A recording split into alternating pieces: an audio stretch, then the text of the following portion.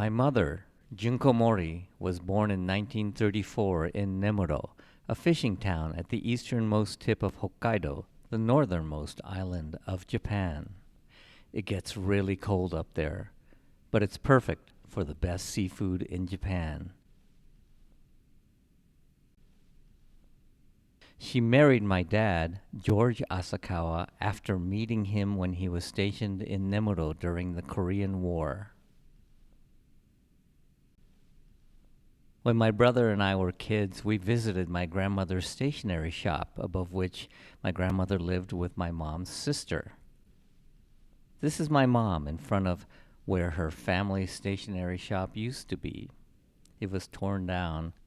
She's a child of World War II. She was in grade school, and towards the end of the war, all the girls in her school were trained to use bamboo sticks against attacking American soldiers when they invaded Japan. Whenever we asked her about life during wartime, though, she would shrug her shoulders and simply say, "The past is past. I only care about today."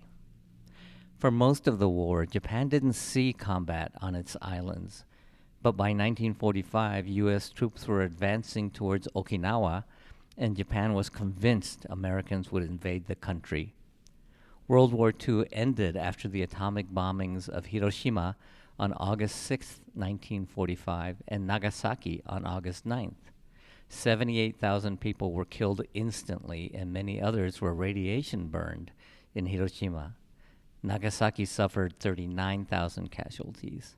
In 2015, we took my mom to the Hiroshima Peace Park, which includes the atomic bomb dome building that was directly under ground zero of the explosion, and also memorials, as well as a museum to the atomic bombing. The museum includes wrenching recreations of the effects of the bomb and artifacts that remained. My mom was silent as she walked through the museum. Then she shared a memory that took us by surprise.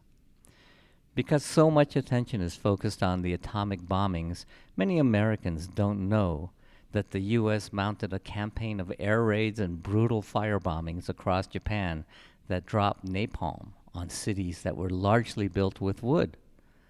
The worst bombing of the war was on the night of March 9th through 10th, 1945, over Tokyo, which killed up to 130,000 people and left over 1 million homeless.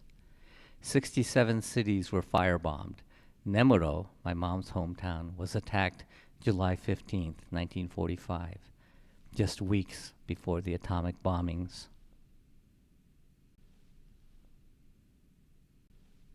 My mom stared out over Hiroshima Peace Park and recalled how when Nemuro was bombed, she and her mother and sisters escaped their home and were standing in the street when she saw their neighbor begin to run towards them from across the street. Then there was a blast, and she said the neighbor was gone.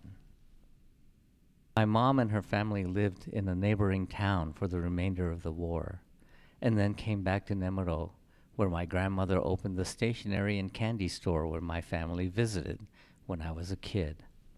Today, she's in a memory care center with dementia, and we try to prod her with memories of Japanese food and old photos of her family and albums of our trips to Japan together.